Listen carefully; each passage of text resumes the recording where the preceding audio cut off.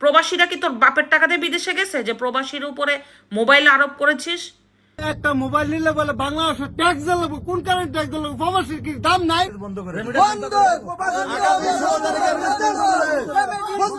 বাংলাদেশে যদি কোনো প্রবাসী ছুটিতে আসে, তবে সে 2 মাসের বেশি যদি থাকে বাংলাদেশে স্টে করে, তখন তার মোবাইলটা বাংলাদেশে নিবন্ধন করতে হবে। অন্যথায় তার মোবাইলটা বাংলাদেশে ইনঅ্যাক্টিভ হবে, মানে চলবে না। তাহলে বাকি সময় যে প্রবাসীরা বাংলাদেশে থাকবে, মানে ছুটির বাকি সময় 2 মাসের পরে, তখন কি আসিফ নজরুলের বাপের টাকা দিয়ে প্রবাসীরা মোবাইল কিনবে, নাকি আসিফ নজরুলের শ্বশুর বাড়ির থেকে একটা করে মোবাইল দেওয়া হবে এই প্রবাসী ভাইদেরকে?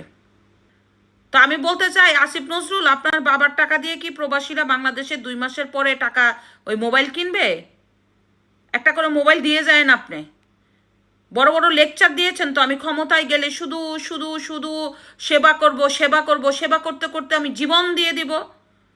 এবং জীবন দিতে দিতে শুধু টাকা খাচ্ছেন, টাকা খাচ্ছেন, আর বিদেশে আখের গুছাচ্ছেন, আর পালিয়ে যাওয়ার চিন্তা করতেছেন। শয়তান বেটা কোথাকার।